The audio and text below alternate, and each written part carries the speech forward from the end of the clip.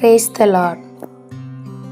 Abraham வயசானவர், அவருக்கு எல்லாம் செட்டில் ஆயிடுச்சு. அந்த நேரத்தில் ஒரு குரல் வந்தது, நீ வெளியே போ, நான் காட்டும் தேசத்துக்கு போ என்று. அவர் எங்கேன்னு கேட்கல, எப்படினும் கேட்கல. அவர் நம்பினாரு, நடந்தார்.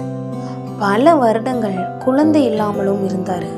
சில நேரம் தப்பும் நடந்தது. ஆனா அவர் முழுக்க நம்பிக்கையை மட்டும் விடவே இல்லை.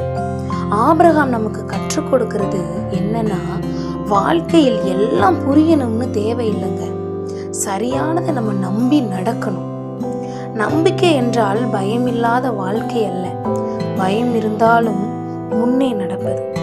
இன்று நமக்கு எல்லா குழப்பமும் இருக்கலாம், ஆனா நல்ல வழியில ஒரு அடிச்சுவடு வைத்தா நாளை அது நமக்கு ஒரு ஆசீர்வாதமாக மாறும். நம்பிக்கையோட நடக்கிற வாழ்க்கை ஒரு நாள் சாட்சியாக மாறும். அல்லேலூயா.